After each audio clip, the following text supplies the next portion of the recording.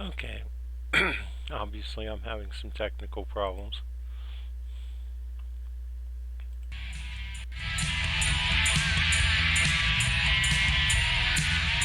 but I'm working on it.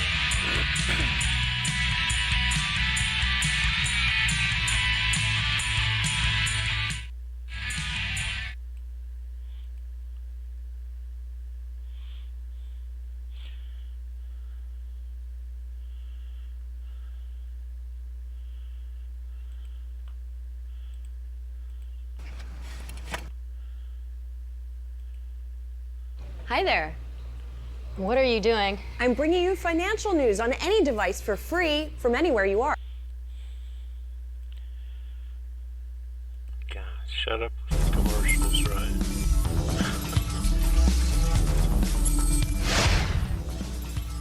A new era in Argentina. Alberto Fernandez and Cristina Fernandez de Kirchner are sworn in as president and vice president. Representatives from Venezuela and the Caribbean speak at the COP25 Climate Change Summit. Okay, so what I was trying to tell you, I don't know if you could hear it or not. I'll look at the video afterwards when it becomes available. But I think the revolutions all around the world, the socialist revolutions, we'll get one in Colombia, we'll get one in Brazil. We will have another complete sweep of South America. What was it called? The Pink Revolution? Something like that? Where we got Evo Morales and Lula, not Lula, but Lula and his people in Brazil, and we've yet to take over Colombia. And I'll tell you something about Colombia. The reason it's the stronghold of the United States is because, under the pretense of fighting the Medellin cartel, we moved in, we took over the whole country basically. American military's there. We spend millions upon this drug war, which is really just a way to funnel money into the American-backed, basically, coup. Just an ongoing coup. So you don't see it as, us going in and kicking out the left-wing people there. We have an ongoing coup, and we spend millions because it's our stronghold. Maybe billions, I don't know. So much in the way the right-wing government of the United States, whether it's establishment Democrats or Republicans, funnels money into what they want. But I can tell you right now that there's an ongoing revolution in Colombia. I saw millions, thousands of people in the street who represent millions and millions of people in Colombia. Colombians are going to overthrow their government, or maybe manage to elect.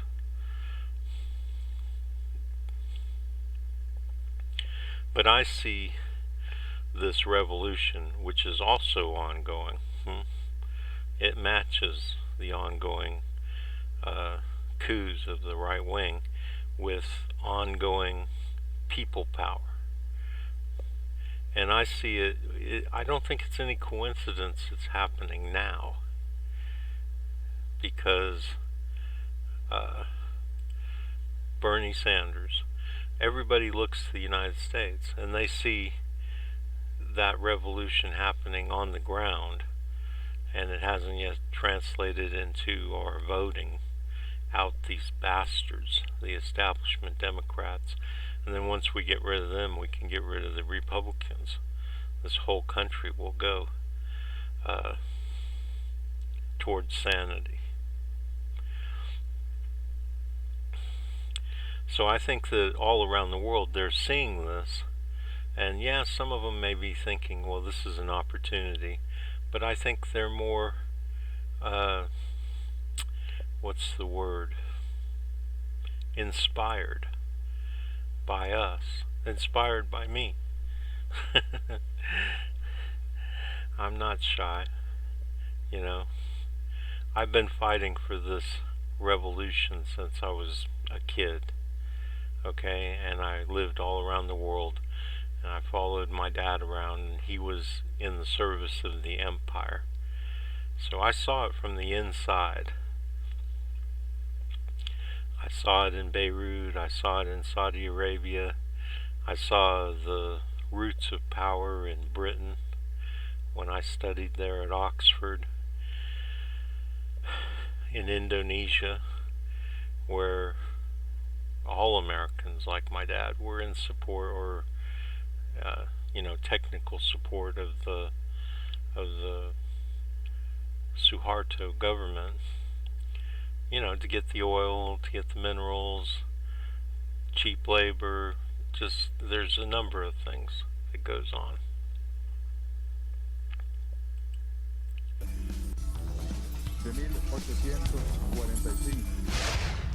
And protests are held outside the International Court of Justice as hearings start in the genocide case against Myanmar. From the headquarters of Telesur English in Quito, Ecuador, this is From the South. I am Doris Polo.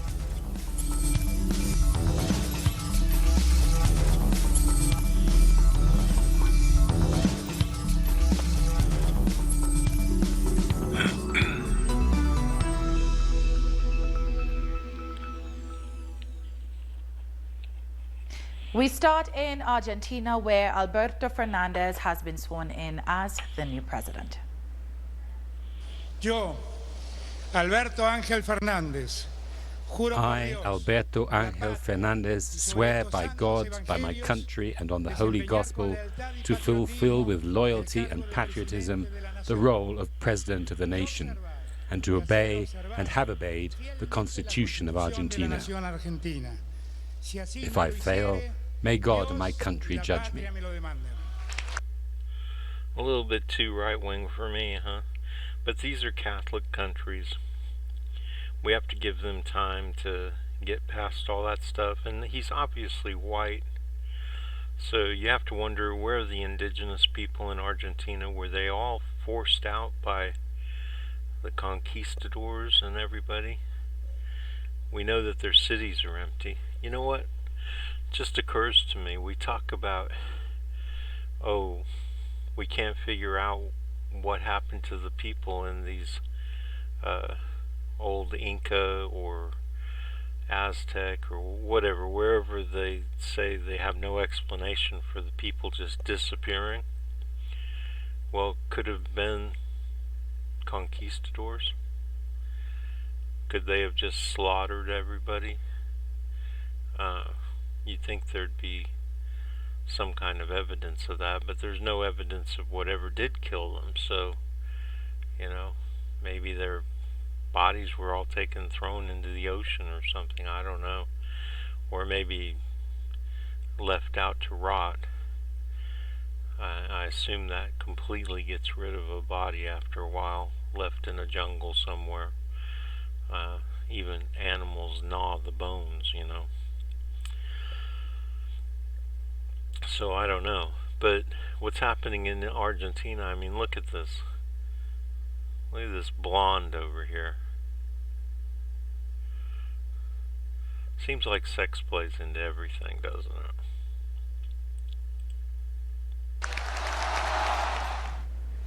Fernandez took the oath before a packed Congress in Buenos Aires. He was accompanied by the new Vice President and former President, Cristina Fernández de Kirchner. The two have promised a new era in Argentina, with the problems of mounting hunger, unemployment, and falling production at the top of the agenda, after 4 years of neoliberal policies under President Mauricio Macri. I, Cristina Fernández de Kirchner, swear by God, by my country, and on the Holy Gospel, to fulfill with loyalty and patriotism the role of Vice President of the nation, and to obey and have obeyed faithfully the Constitution of Argentina. If I fail, may God, my country, and the people judge me. Thank you. After being sworn in, Alberto Fernandez received the presidential sash from the outgoing president and proceeded to sign the Act of Succession. In his inaugural address, Argentina's new leader reminded people that the 10th of December is the anniversary of the end of a cruel dictatorship 37 years ago. He promised to put social justice at the center of a new social contract in Argentina.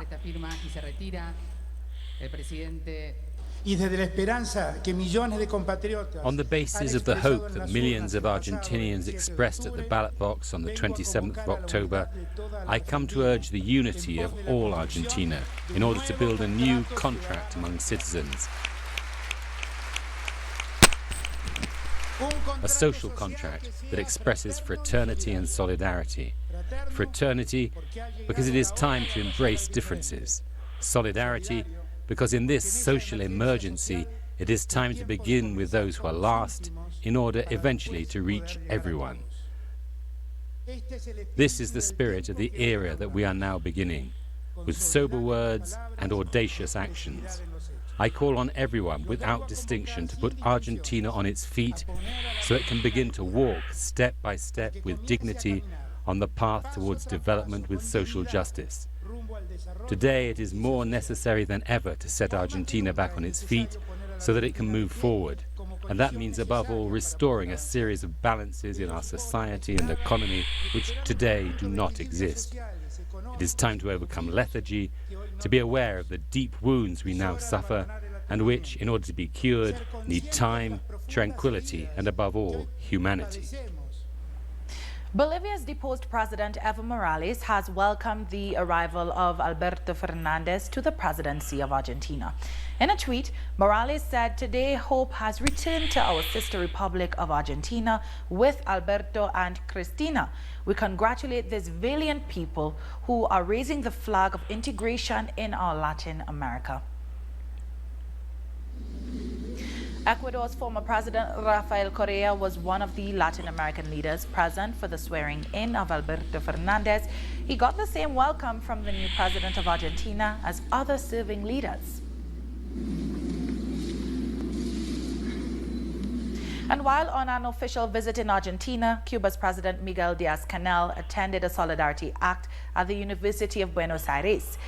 Díaz-Canel condemned the coup against Evo Morales in Bolivia and the persecution of both former Brazilian President Lula da Silva and Cristina Fernández de Kirchner in Argentina.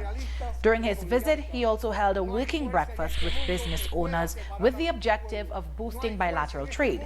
At the solidarity event, he praised the Argentine left for ushering in the new era of progressive change.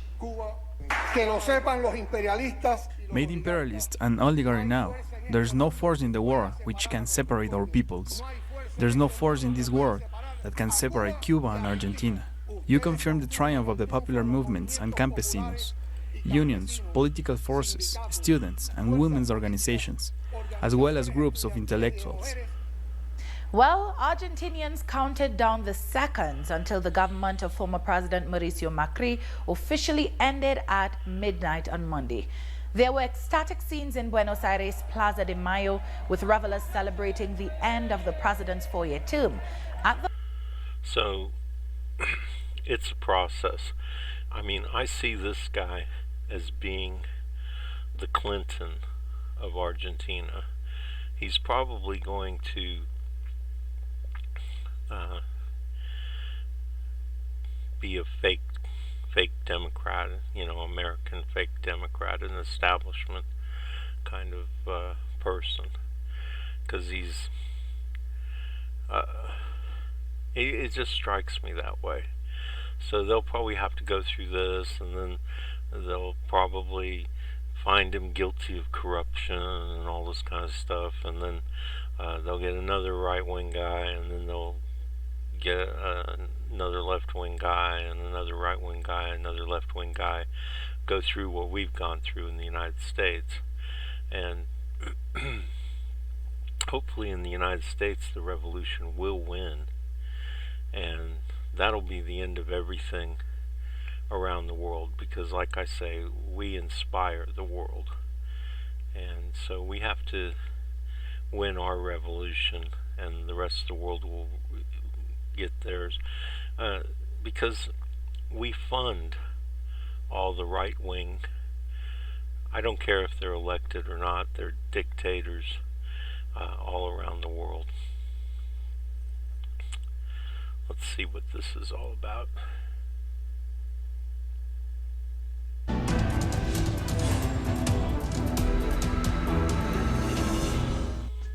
Welcome to Interviews from Mexico. I'm Laura Carlson, and I'll be your host as we look at cutting-edge issues with the men and women who know them best, here on Telesur.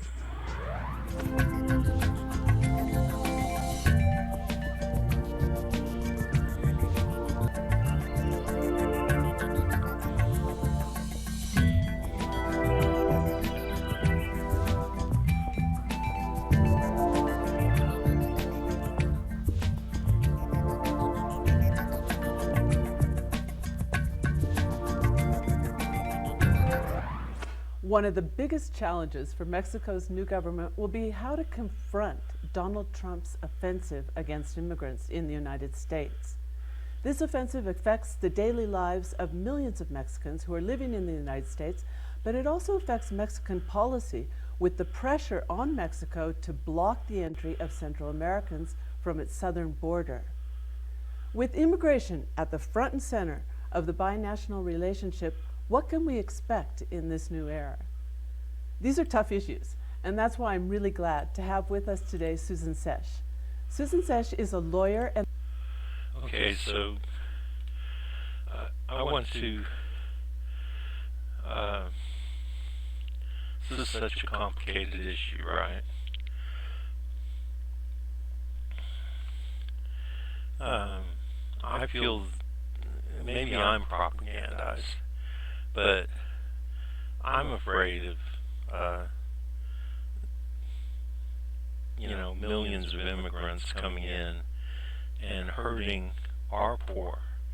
But at the same time, our poor are hurt more by our right-wing establishment than they are by the immigrants. And excuse me.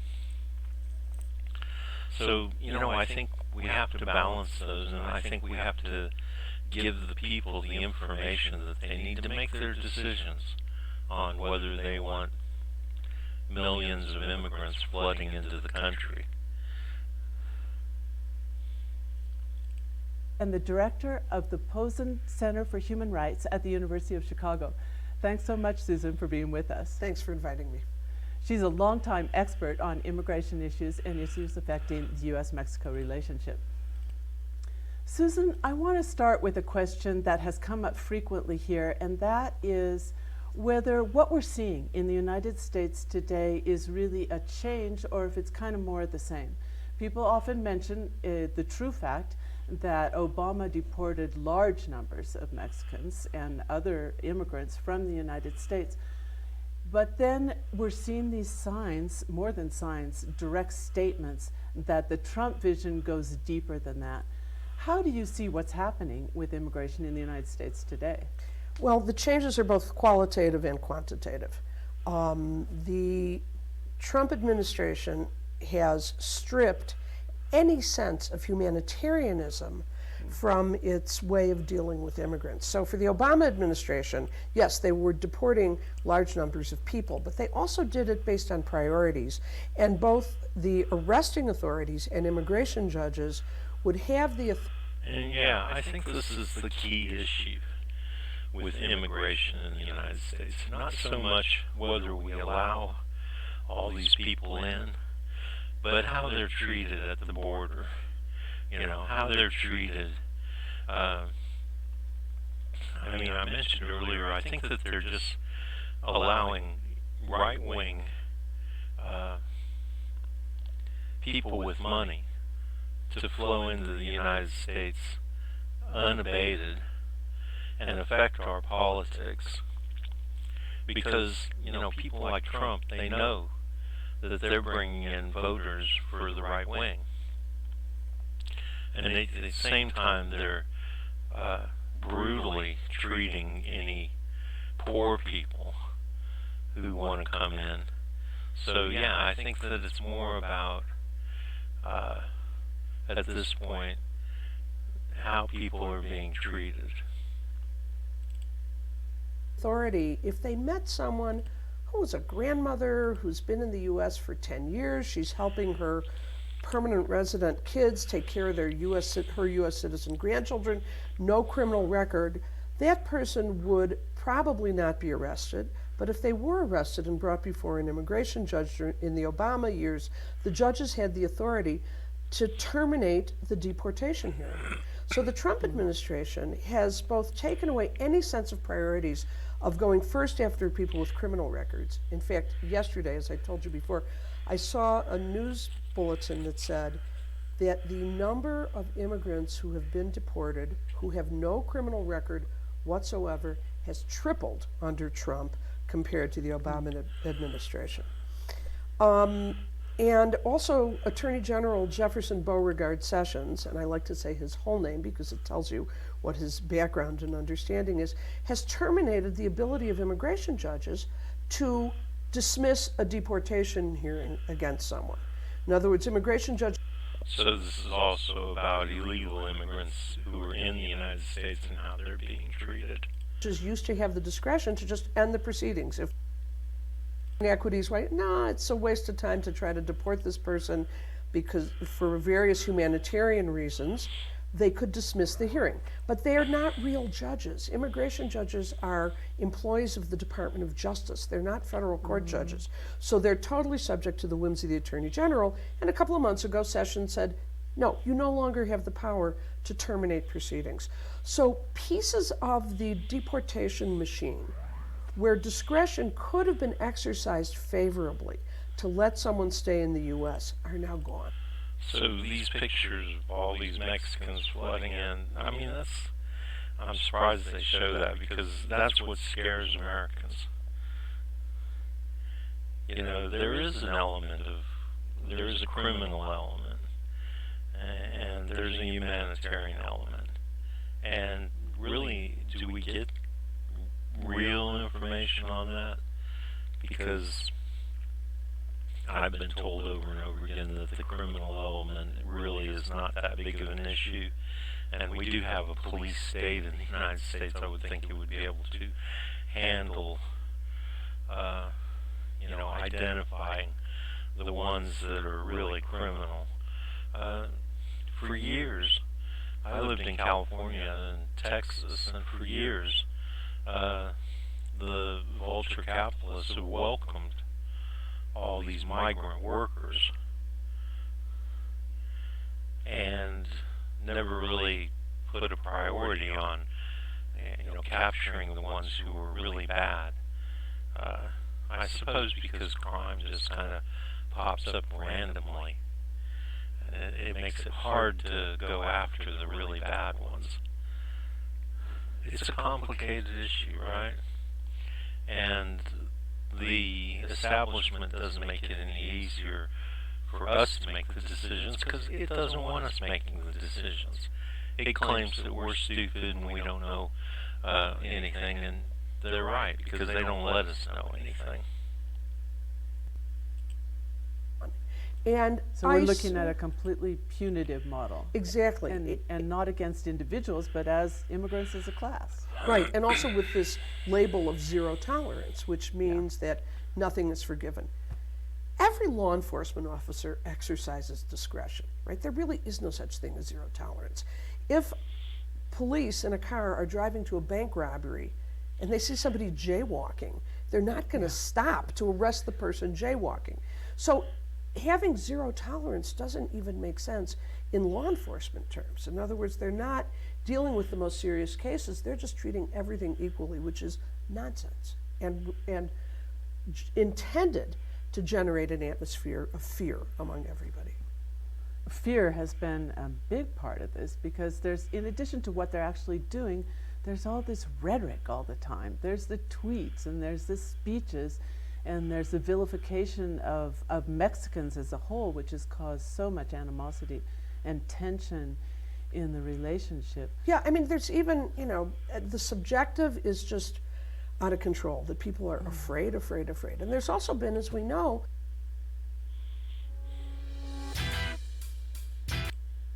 Vera Baboon about Israeli occupation and accusations of the ethnic cleansing of Christians from Palestine.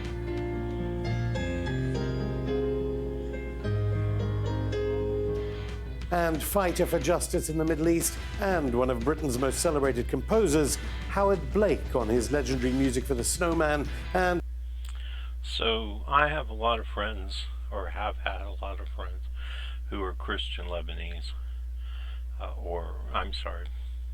lot who are Christian Lebanese, but Christian Palestinians, and so I find this interesting. And composing for everyone from Princess Diana to the United Nations. All this and more coming up in today's Going Underground, but first, after tomorrow's UK general election, let alone the fallout from the US Inspector General's report into Obama-era corruption in the USA, in Palestine. Joining me is Bethlehem's former mayor, Vera Baboon. Thanks so much, Vera, for coming on. If you could just paint us a picture of what Bethlehem is like this year, because obviously there's a wall, there's the Aida refugee camp, Banksy's hotel, the Women in Black Jewish Women's Organization protesting Israeli occupation.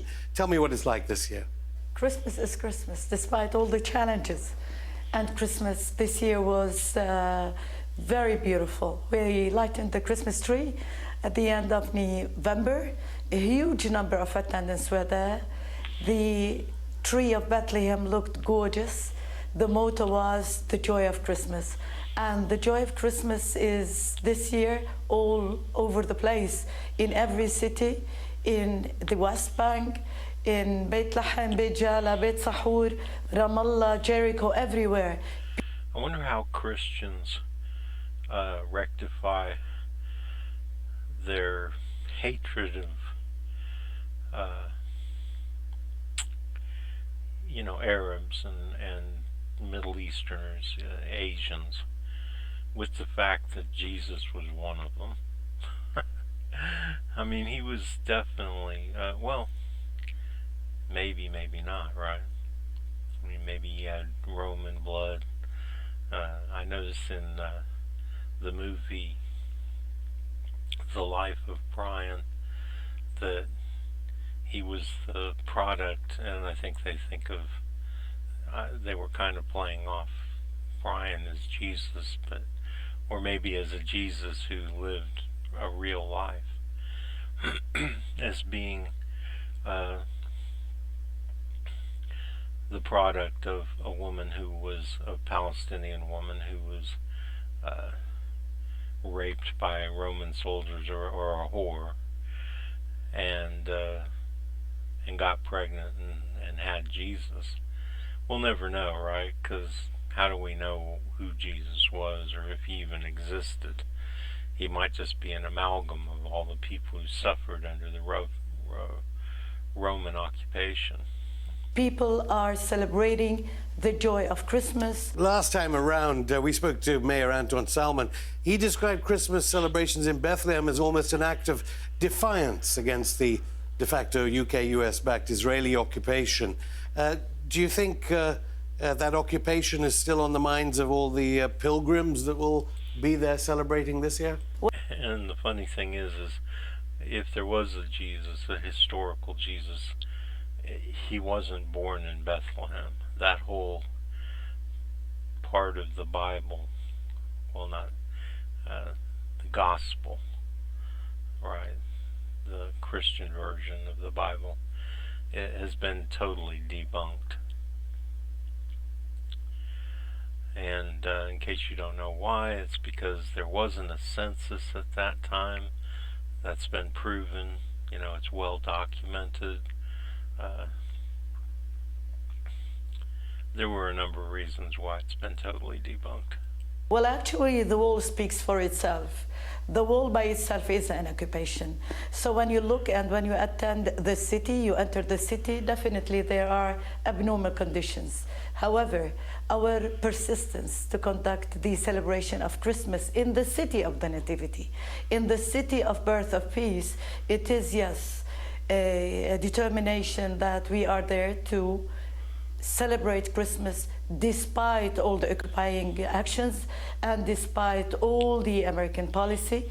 We have the right to live joy, to live peace, and this is what we express in our celebrations and through our message of peace, not only to us who do not live real peace, but to the whole world as well. You mentioned the wall. What exactly has happened to Bethlehem's Christians? I understand 86% of Christians have left, and the wall has been blamed for that, as well as illegal new occupations around Bethlehem. When we talk about the Christian presence in Palestine and in general, and the Christian presence in Bethlehem in particular, the political situation since 1967 enhanced and enforced and encouraged the decrease of the Christian presence and migration of Christians from Bethlehem in specific. Many of the Christian Bethlehemites before 1967 immigrated seeking job opportunities, seeking better conditions, other parts of the world, including Latin America, the US. The moment Israel did its consensus, all who were not inside lost their national ID number. Thus, the continuing political factors coming from the first intifada, the second intifada, and the wall, mainly the wall, encouraged many of the young Palestinian families to immigrate. So we are talking about two very important things: the prevention of those Christians who were outside before 1967 to come back as Palestinian citizens to live in the West Bank and Gaza and East Jerusalem, plus the political situation ensuing the building of the wall, which by itself prevents job opportunities, it prevents normal conditions. This encouraged young Christian families as well as Muslims, but actually due to the fact that Christians are less in number, it was more recognizable. Unfortunately, in 2007, the Palestinian Statistics Department did its last consensus. The number of the Palestinians living in the West Bank are 3 million, and in Gaza 2 million. The number of the Christians living in Gaza, in the West Bank and East Jerusalem are only 67,000. It is even less than 1%. And to be clear, this de facto ethnic cleansing of Palestinian Christians has predated Donald Trump's rise in the United States. When you were mayor in 2016, you said the Christian population had dropped 12%. That's 11,000 Christians leaving. Do you expect more Christians to leave? What with the threat of Israeli arbitrary detention in the coming weeks, even as we approach Christmas? Definitely, I hope not. But another very important point, that we should not wait for more Christians to leave until we find a solution. Usually, this is the question that is raised all the time. Do Christians leave because of the predominantly political actions on ground by Israel, or the decisions and policy of the US towards the Palestinian-Israeli conflict today? My question is, when this resolution will take a peaceful strand with equitable situations, with a two-state solution that ensures the dignity of all of us, Palestinians as Christians and Muslims. The question is not why the Christians leave. The question is when the resolution will take place to ensure the presence of justice solution for both sides. Do you expect many of Gaza's Christians to visit Bethlehem this year? Israel, of course, has been bombing it, the Gaza Strip, in the past 72 to 96 hours. Definitely, it depends on the Israeli permissions to the Christians. Usually and normally, it is not a big number. It doesn't exceed 100. Would you go so far as to agree with, say, there was a Dar al-Khalima University study that suggested there's been an actual de facto ethnic cleansing of Christians because of the occupation, because of discrimination and land theft, let alone the economy, which has been impacted, of course, by the US-UK armed occupation? Definitely. The absence of a peace process and the just resolution for the Palestinian-Israeli conflict affects the presence of the Christians in this part of the world. The conditions on ground creates some kind of willing immigration, but the conditions on ground like confiscation, walling, checkpointing. In Bethlehem, we have the highest rate of unemployment, 27%. The wall is disastrous. The checkpoints are disastrous. People are sandwiched. People are cornered. And by itself, this is discrimination. No human rights are witnessed. It is not the matter that you live inside the wall to eat, work, and sleep. No, it is more than that. Palestinians are like the rest of the world, are global citizens, and what is applied on every citizen in the world should be applied on the Palestinian, including its Muslim and Christian inhabitants and population. Of course, the British and American armed Israeli government claims they need a wall circling Jesus' birthplace for Israeli national security. You know, this is a very important question. Are we as Palestinians in need as well for a sense of security? As peace is important for us, security for Israel, security is also very important for every Palestinian. The absence of security is also a very predominant factor for the people to leave the area. Usually it is always discussed that Israel is predominantly need to ensure its security, and that's why they need to build walls. Actually, within the wall, inside the wall, we live this sense of insecurity as Palestinians. I'm not sure whether the Archbishop of Canterbury, representing the Anglican Church, has sent messages, but Pope Francis, I understand, has sent relics this year from the Vatican, allegedly from Jesus' manger. Are you surprised that more Christian leaders around the world are not making more of an issue, the de facto ethnic cleansing of Christians from Bethlehem? Yes, this is strange.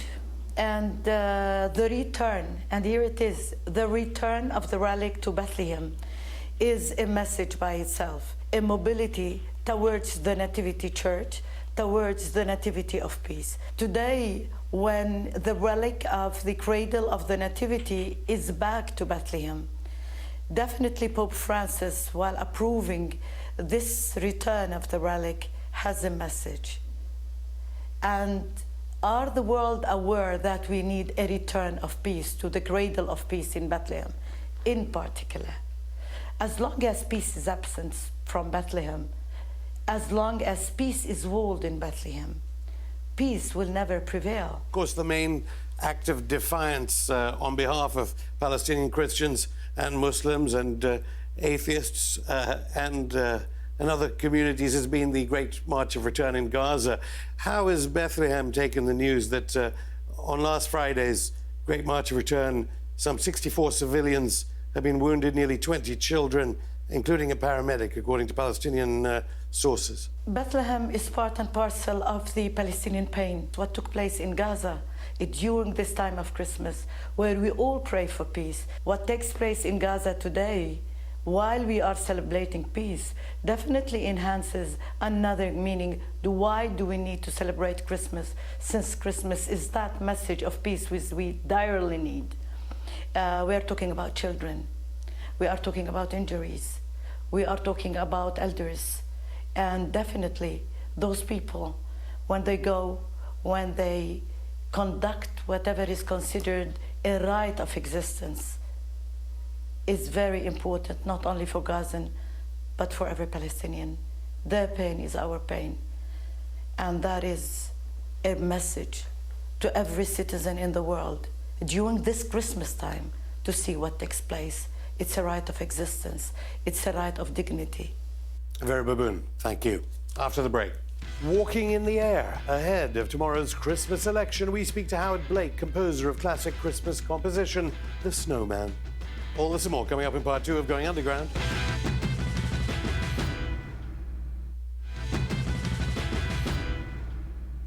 Welcome back. We're in the studio of one of Britain's most renowned composers, Howard Blake, as well as his iconic music for The Snowman. He's composed for everyone from Princess Diana to Ridley Scott to the United Nations. And tomorrow he plays his piece Walking in the Air with legendary mezzo-soprano Katherine Jenkins at the Royal Albert Hall. Howard, thanks for inviting us into your studio. We can't talk too much about tomorrow's general election in Britain because of reporting restrictions. So let's hear about your performance tomorrow with the legendary mezzo-soprano Katherine Jenkins at the Royal Albert Hall. Yes, I'm absolutely delighted to be asked to do it. I did it a couple of years ago on the spur of the moment because I have a dear friend, her musical director, Anthony Inglis. He said, you know, maybe it'd be fun for you to come along and conduct Walking in the Air. Would you do so? And he said, you only live next door, so I mean, it wouldn't be too difficult to get there. To the Albert Hall. To the Albert Hall. Have you been surprised about how successful it is? I think you were saying on YouTube, hundreds of millions of hits, billions of hits. Well, I'm very surprised indeed. In fact, the week after the film came out, it was nominated for an Oscar. But of course, you're famous for many other things, not just that iconic Christmas composition. But on The Snowman, I understand it was one of Channel 4, the British relatively new TV station's first ever films, and you said it should be your music rather than any dialogue. A friend of mine, a film director, had come over from Canada, Jerry Potterton, and he said, I've just got to pop into this animation studio called Television Cartoons. And we walked in there, and the director of the company, John Coates, he said, would it be possible, he said, could you spare a couple of minutes because I've done a little demo of something called The Snowman, an 8-minute animatic, pencil only. I said, yes, but I'd love to see it. So he put it on, and the minute I saw this image of the snowman and the boy flying, I thought, that is a marvelous image. And I said, I have had a tune in my head for years that I've never known what to do with it. I think it would work for this. And I think more than that, I think you could make a whole film without dialogue and just do it with the music. And John said, no, I don't know what you're talking about. So I said, well, can I do a demo for you? He said, certainly, if you'd like to. And John took it to the new director of Channel 4. It had literally opened that day. Jeremy Isaacs looked at it and he said, it's absolutely brilliant, we'll make it. I think, you know, it was, in a way, it was something I'd wanted to do all my life. I'd always believed you could make a film and a story with just music. Tell me about Bernard Herrmann, famous for Citizen Kane, for Alfred Hitchcock, how he kind of took you under his wing? I met Bernard Herrmann through my agent Liz Keyes, and she said to me, would you like to meet Bernard Herrmann? Well, I said I would love to, because of course he is absolutely the doyen of film composers of all time, with Citizen Kane behind him and Psycho and so on. And the first thing he said to me, do you know where I could find a theremin in London? And I said, I've never seen one. I don't. What's a theremin? A theremin is an electrical musical instrument that is also affected by air. So I said to Bernard, well, I know what it does, but there's a new machine that I've just bought called a Moog synthesizer, and I've just bought it from Dr. Moog himself. And it will do exactly what a theremin does, and even more. And it's got a ribbon controller, which you can control with your finger. And he said, great, I want to hear it. Where is it? I said, it's in my flat. He said, let's go. So that's how my relationship started. And I played on the next film that he did, which was called Twisted Nerve, made by the Bolting brothers. And he said, would you also, there are various pieces of jazz need to be written for it. I said, I'll be delighted, you know, do whatever. I have a very extraordinary career in a way that I started as a classical pianist, and I won a classical scholarship at the Royal Academy.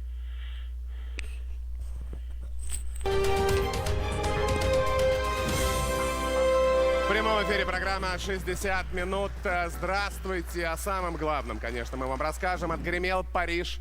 9 часов нормандская четверка была вместе. Час и 15 минут Путин и Зеленский вели переговоры в отдельной комнате.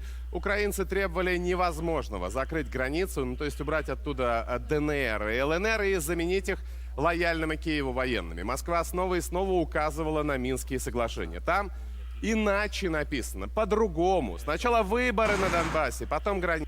Okay, so this is Putin talking about how the Ukrainian right wing, the fascists, will massacre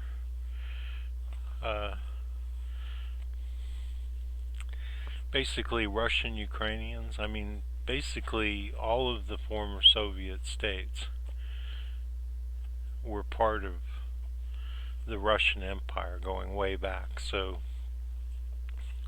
you've constantly had this pull between Russians and people who claim to be nationalists. You know, it's all about sphere of influence, right? And you know, Putin's right. Let me show you. So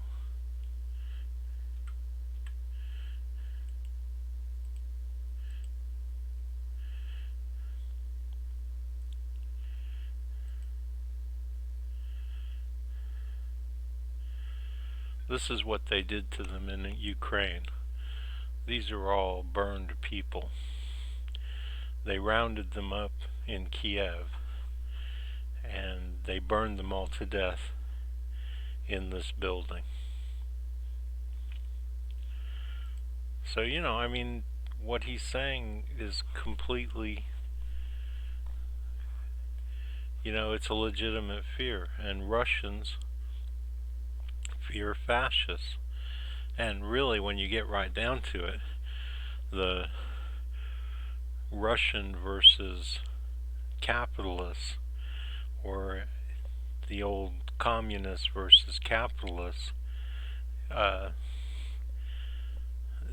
you can talk about communists doing stuff, but man, fascists, they're the worst. I mean, they've committed so many atrocities, and really the communists didn't.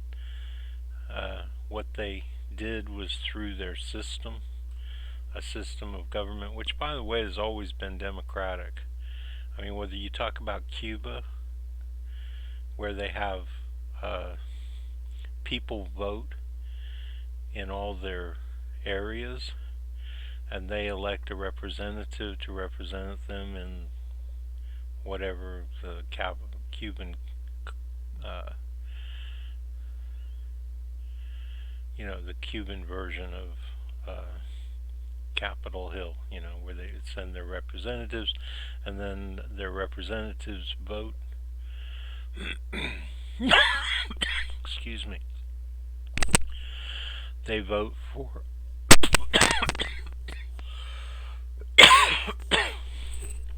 still got this cough.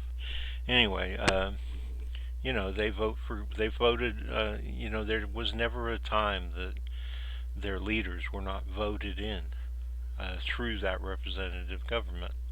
Now, admittedly, it's a little bit different from the United States, where people get to vote in the general election and stuff.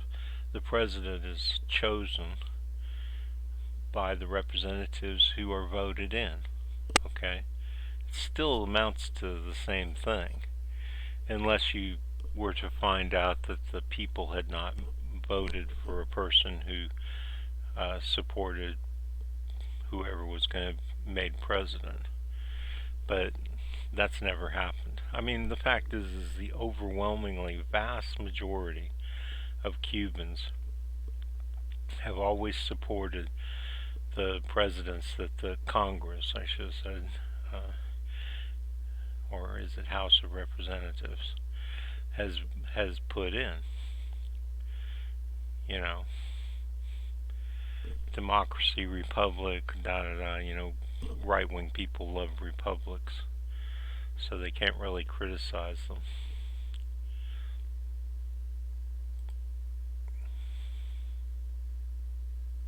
There's a new study that suggests that our bodies age in 3 different phases. Now, scientists are hopeful that the discovery may help people with everything from age-related diseases to the process of aging itself. So for more, we're joined by a guy who never ages, RT America's Alex Mihailovich in Toronto. Thanks for joining us, Alex. I wish I never aged. Well, this is the perfect story for you, babyface. You got it. Well, this is a great story. I love the story. So, you know, Stanford University-led study with Stanford University. You know that things are going to be good with this. They're talking about the way that we age, and it's not what we thought in the past. At least that's what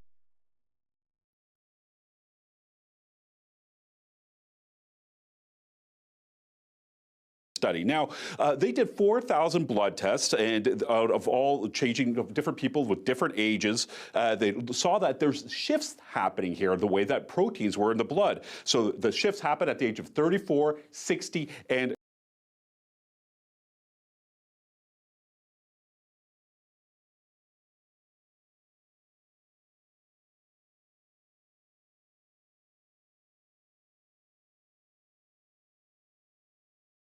proteins, they could actually find a person's age to within 3 years, which is kind of interesting. So they actually built a footprint from this smaller number of proteins. Now, what they did, and with these changes, this is the interesting part. They saw that there were really no stable decrease in certain proteins, that actually there would be sudden drops in increases, and that would happen at the ages, as mentioned, 34, 60, and 74. So instead of the steadiness, there's these massive drops or massive increases in proteins. Now, scientists believe that these findings can help understand how and why we age in the first place. And second of all, it can be useful for age-related diseases like Alzheimer's, anything with your heart, things like that. So it can also help with assessing the effects of medication depending on age as well. So I'm sure this is something that a lot of us are very interested in. It's also aging. They might be able to cure aging. Some scientists are saying that aging itself is a disease, and some studies they've done in mice have found some promising results. So as we move forward, this study might help with that as well. Men and women did show up differently, and some people, they seemed a lot younger according to their protein. So this is one important point. I think, you know, the more you feel like you're young and the more you act young, that... So this is more about enamped and biological aging, and yeah, they've already proven it in mice, and people are doing it, because all you need is human growth hormone and 2 diabetes medicines, and you can set your age back 2 years for every, I don't know how many months you do it. And the question is, will it kill you some other way? Because invariably, when we find something that works, there's severe side effects.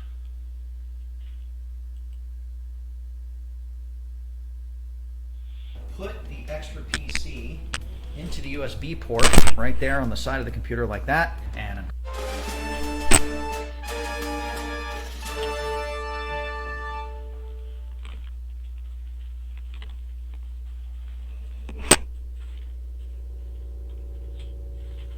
the U.S. Navy's newest supercarrier has been christened. On the 7th of December, Caroline Kennedy, the daughter of former President John F. Kennedy, presided over the christening ceremony.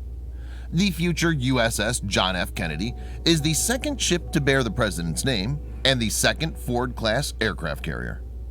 The ceremony was held at Huntington Ingalls Industries, Newport News Shipyard in Virginia. It's to be noted that the christening doesn't mean that the warship will be part of the U.S. Navy straight away. The carrier is structurally complete and can now float on its own, but the equipment is still to be fitted and tested. If things go smoothly, then the supercarrier will be commissioned in the early 2020s. Once completed, the USS John F. Kennedy will have an air wing of 70-plus aircraft. It will have 4 strike fighter squadrons, totaling 44 fighters. Currently, those squadrons are filled with FA-18E and FA-18F Super Hornet fighters. In the future, F-35C will be added. In addition, there will be 1 electronic attack squadron with 5 EA-18G Growler electronic attack aircraft, as well as 1 Carrier Airborne Early Warning Squadron with 4 E-2 Hawkeye Early Warning aircraft. Apart from these, it will have 1 Helicopter Sea Combat Squadron with 8 MH-60S Seahawks, 1 Helicopter Maritime Strike Squadron with 11 MH-60R Seahawks, and 2 C-2A Greyhound carrier transports.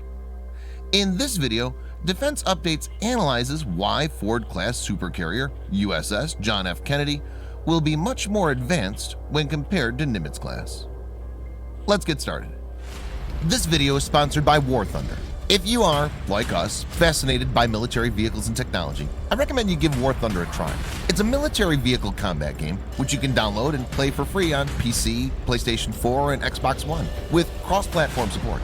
It has a huge variety of more than 1,200 playable aircraft, tanks, helicopters, and ships from the 1930s to the 1990s, which you can take to battle on land, in the air, and at sea on more than 80 theaters of war. War Thunder's been kind enough to offer all Defense Updates viewers a special bonus, which will grant you a free premium tank, aircraft, or ship, and 3 days of premium account time for registering using our link in the description below. So take the plunge and join more than 20 million players from around the world.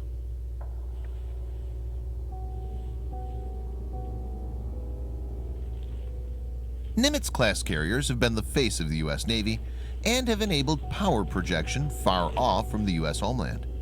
USS Nimitz, the lead ship of Nimitz-class, was commissioned in 1975.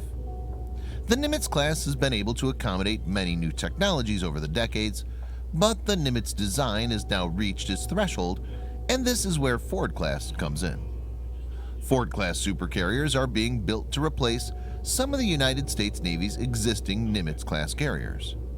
The first ship of this class is Gerald R. Ford. USS John F. Kennedy is the second one. USS John F. Kennedy will utilize the latest technological advances and incorporate many improvements over the Nimitz class. With USS John F. Kennedy, the U.S. Navy will have 2 state-of-the-art supercarriers with another 3 in the pipeline. Warren Buffett once got paid $7.5 million to not buy Coca-Cola stock. Now, if you think that sounds crazy, there's something you should know. Regular people are pulling off the same move on a much smaller scale every single week. So you might wonder where I stand on the military.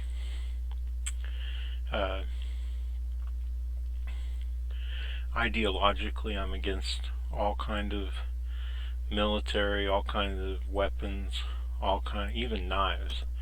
I think, butcher knives and stuff like that, anything dangerous ought to be locked up in a woman's or a man's cupboard.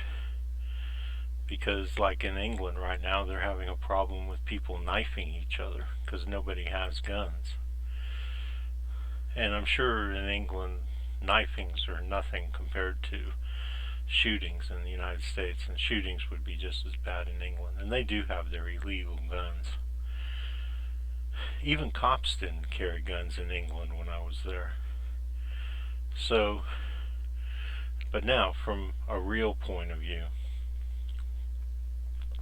the world is just emerging from its animal past, and we do fight over everything. Individually, one-to-one, we fight constantly. Groups, cities, states, even states in the United States like Texas, where people are wanting to secede from the United States. And countries, obviously. So I really include these defense updates videos because I think that everybody should be aware of not only how much we're spending it and how and why we're spending money on this, but also on the arms race, and from both perspectives. I mean, I want my country to be strong enough to protect itself, but not strong enough to spread American capitalist imperialism all around the world, at the behest of Europe, really, is what it is. They're using us as their proxy army. That's why we spend so much money on it, and that's why Trump is trying to get them to spend money on it. But then you'll have the United States spending just as much money on military, and basically he's promoting the militarization of the whole world, because the other side's going to respond. So I think you can understand my interest in this. You know, I'm interested both in our capabilities to protect ourselves and in how the capitalists are using the military to enrich themselves, and a number of other ways, you know. Now, I grew up the same as my parents, so I have a natural, I suppose it's a fear-based anxiety. I've always owned guns, and I've always been interested in the military and their capabilities, and so new weapons, and plus that feeds into my love of new tech, right? So unfortunately, this is a tech that's used for killing people. But I haven't really explained to you, so I'll explain to you. A lot of you don't know the difference between right and wrong, so let me just explain to those who don't know, or maybe those who think they know. Okay, there is no, well, there might be some, but basically there's no wrong or right act. You know, killing somebody is not right or wrong in itself. It's right or wrong based on the circumstances. So you're walking down the street, you see a guy kill 5 people, he points the gun at a little kid and is about to pull the trigger, you have your gun out, you kill him. You've done nothing wrong. Okay, that act of killing was in no way wrong. But now,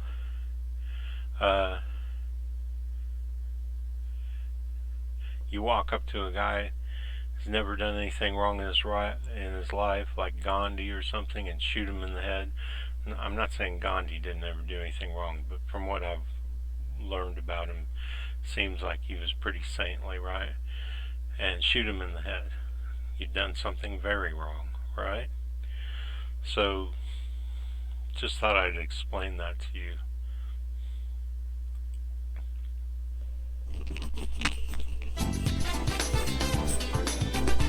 Welcome to Democracy Now!, democracynow.org, the War and Peace Report. We're broadcasting from the UN Climate Summit in Madrid, Spain. Back in the United States, House lawmakers have unveiled 2 articles of impeachment against President Trump, bringing a sitting president to the brink of impeachment for only the 4th time in U.S. history. This is Chair of the House Judiciary Committee, Jerry Nadler, announcing the first article of impeachment.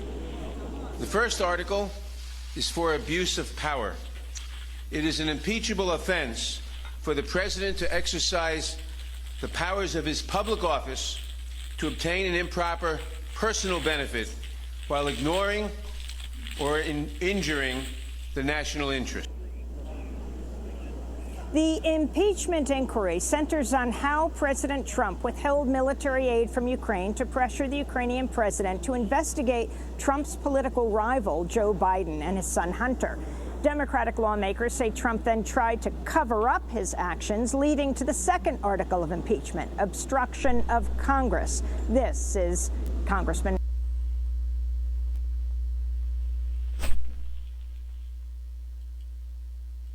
Of foreign interference in our 2016 presidential election. And when he was caught, when the House investigated and opened an impeachment inquiry, President Trump engaged in unprecedented categorical and indiscriminate defiance of the impeachment inquiry. This gives rise to the second article of impeachment for obstruction of Congress. The unveiling of the articles of impeachment against President Trump comes as FBI Director Christopher Wray accepts the key finding of the Justice Department Inspector General's report that the FBI's probe into Trump's 2016 campaign officials was not politically motivated. In response, President Trump slammed FBI Director Wray during a speech in Hershey, Pennsylvania, Tuesday. Great people in the FBI, but not in leadership. You have not good people in leadership. You haven't had. During President Trump's speech in Hershey, Pennsylvania, he also encouraged security to rough up a female protester who disrupted his event. Yeah, get her out.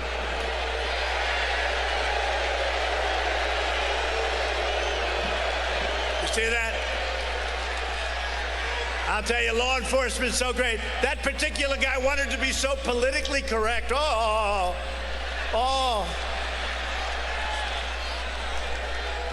We don't want to be politically correct. That was President Trump flailing his hands, reminiscent of the time he disparagingly mocked a disabled New York Times reporter while on the campaign trail. President Trump also met with the Russian Foreign Minister Sergei Lavrov at the White House Tuesday. During his visit to Washington, the Russian Foreign Minister again denied that Russia meddled in the 2016 election.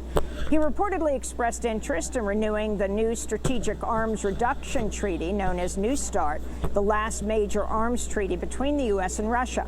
The United States may allow the treaty to expire without being replaced.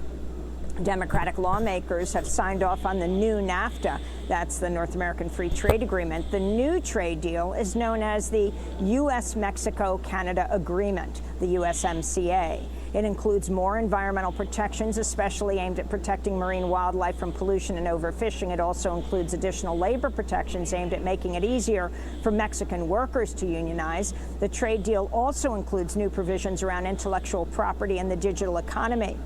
The original North American Free Trade Agreement took effect in 1994, devastating the livelihood of small farmers across Mexico. A federal judge in Texas. Yeah, but I've heard from pretty good source that it doesn't change that much, and that enforcement is practically impossible. Has blocked the Trump administration from using billions of dollars in military funding to construct Trump's border wall. Judge David Briones, ruling Tuesday, is the latest legal blow to Trump's efforts to divert billions of dollars of funding towards his controversial wall. In France, hundreds of thousands of people took to the streets yet again Tuesday as massive strikes and protests continued for a sixth straight day. Demonstrators are protesting French President Emmanuel Macron's proposed pension overhaul. Yeah, they pretty much shut down the country, huh? Tuesday's strike again shuttered universities and ground public transportation across France to a halt. Strikers also blockaded the majority of France's oil refineries. In Britain, voters are preparing to head to the polls Thursday for a defining national election which pits Conservative Prime Minister Boris Johnson against Labour Party leader Jeremy Corbyn. At stake in the election is the future of Britain's public health system and how to handle Brexit, Britain's plan to leave the European Union. To see our full interview about Thursday's British elections with the historian, activist, filmmaker, and author Tariq Ali, go to democracynow.org. Here at COP25 in Madrid, Spain, protesters are continuing to demand urgent action on climate change. Today, youth protesters with Fridays for Future took over the main plenary stage, chanting, "You can't drink oil, keep it in the soil," and respect indigenous rights so we can win this fight.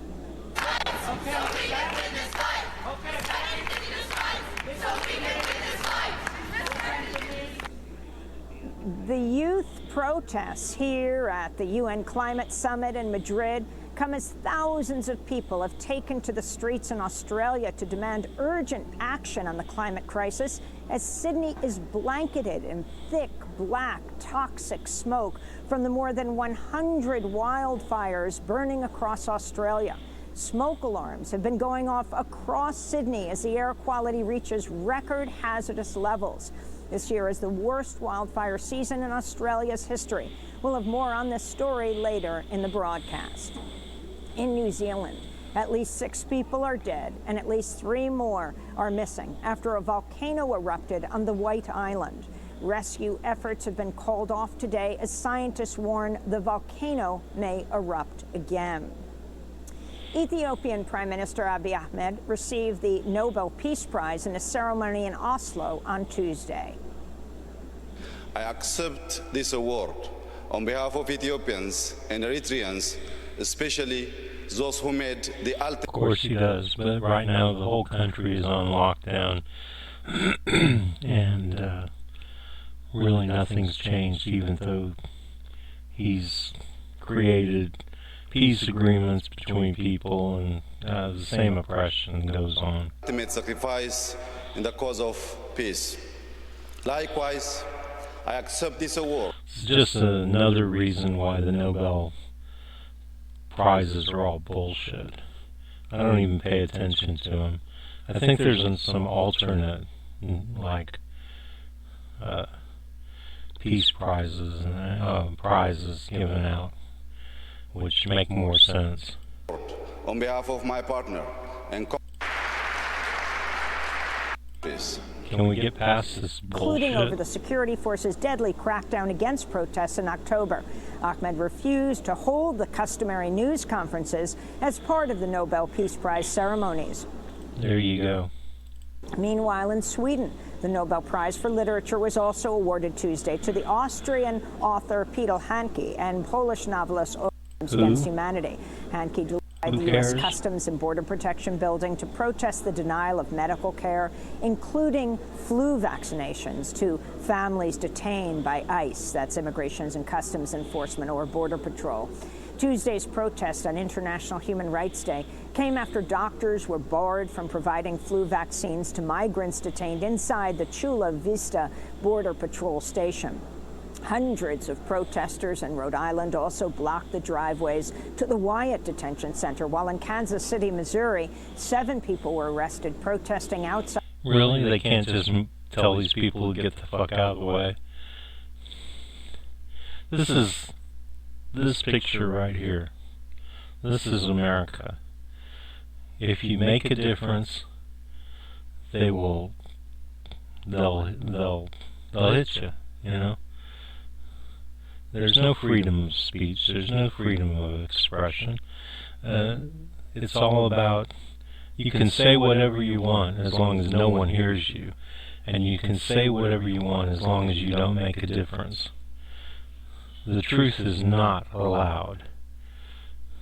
Reality will not be televised. Side of UMB Bank, which represents the bondholders of the Wyatt Detention Facility. And the former chairman of the Federal Reserve, Paul Volcker, has died at the age of 92. He's best known for what... So great. God did us a favor. I mean, these people, they're fucking worthless. I mean, the Federal Reserve creates money in the United States. That's only allowed under our Constitution by the Treasury.